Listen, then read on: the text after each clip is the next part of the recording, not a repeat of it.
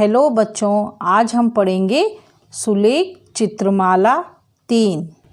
बच्चों, page number 35 तक हमने सुलेख चित्रमाला के फर्स्ट वीडियो में पूरा कर लिया था।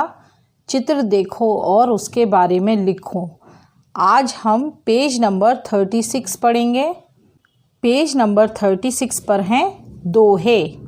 Chapter number 16। साँच बराबर तप नहीं, झूठ बराबर पाप, जाके हृदय साँच है, ताके हृदय आप। इसी तरह से आप लोगों को भी पढ़ पढ़कर इन दोनों लाइनों में दोहा लिखना है। नीचे देखते हैं हम। बुरा जो देखन मैं चला, बुरा न मिलिया कोई, जो दिल खोजा आपना, मुझसे बुरा न कोई। सेम इस दोहे को हमें नीचे लिखना है। इन दो लाइनों में जैसा ऊपर दिया हुआ है वैसा ही हम यहाँ पर नीचे लिखेंगे। पेज नंबर 37 पर आ जाइए। समय का मोल, ये एक छोटी सी कविता है। इसको आपको सेम नीचे लिखना है, बोल बोल कर पढ़ना है और उसको लिखना है। मिले फूल से फूल तो गुलदस्ता बन जाता है, ईंट से ईंट जुड़े तो देखो सुंदर घर बन जाता है। नीचे ये 4 लाइनें दी हुई हैं।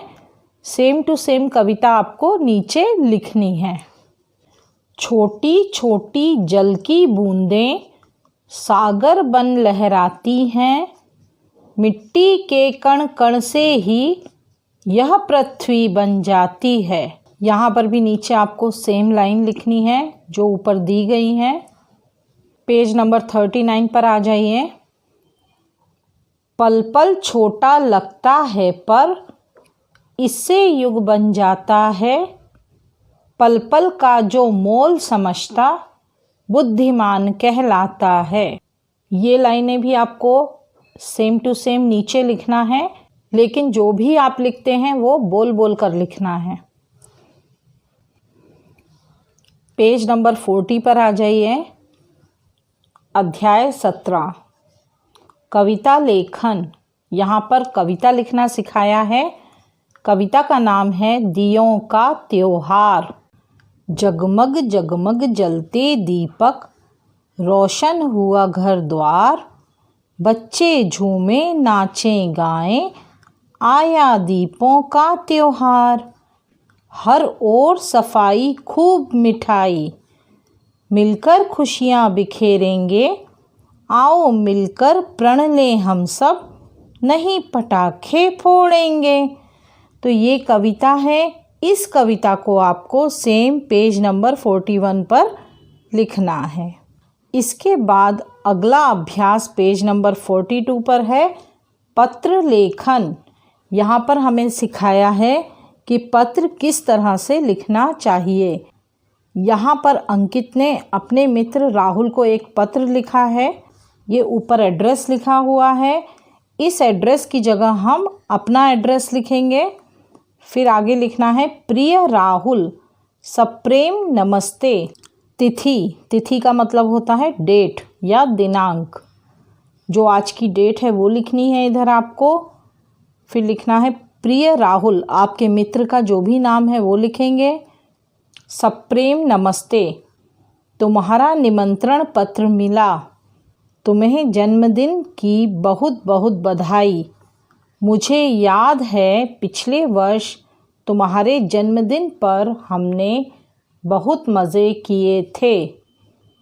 इस बार भी मैं ज़रूर आऊँगा। तुम्हारे लिए उपहार पहले ही मैंने पापा से मंगवा लिया है। आंटी अंकल को मेरी नमस्ते कहना। तुम्हारा मित्र अंकित। यहाँ पर अंकित लिखा हुआ है, लेकिन आप लोग यहाँ पर अंकित की जगह हिंदी में अपना नाम लिखेंगे, क्योंकि ये पत्र आप अपने मित्र को लिख रहे हैं। अब आते हैं हम अभ्यास 19 वार्तालाप। इसमें 2 लोगों के बीच जो बातचीत हो रही है उसके बारे में बताया है। इस वार्तालाप का टॉपिक है शिष्टाचार। ये नेहा का घर है। नेहा के घर उसकी मम्मी की सहेली आई हुई है जो नेहा से उसकी मम्मी के बारे में पूछ रही हैं।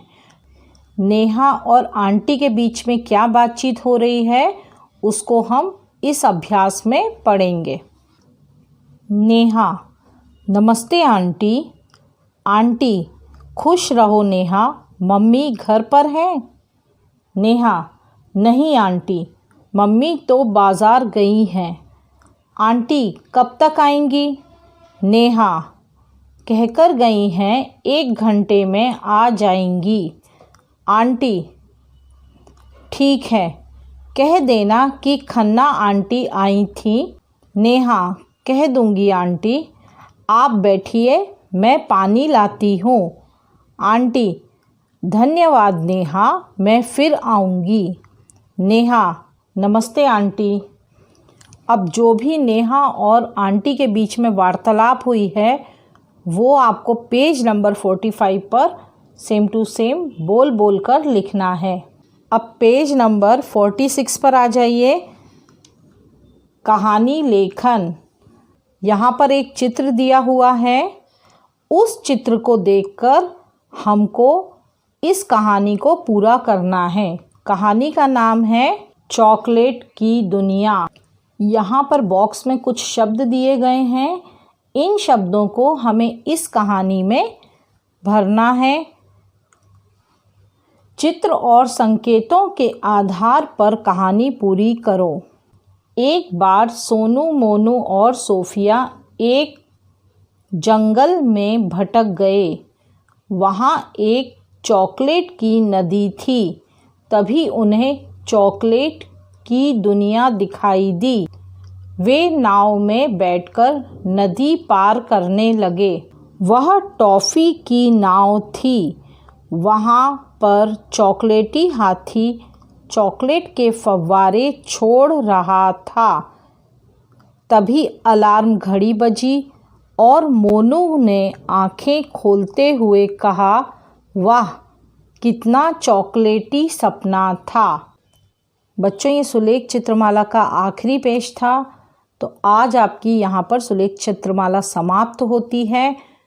आशा करती हूँ कि अब आप लोगों को सुलेख चित्रमाला अच्छी तरह समझ में आ गई होगी कि इसको किस तरह से लिखना है और किस तरह से पढ़ना है।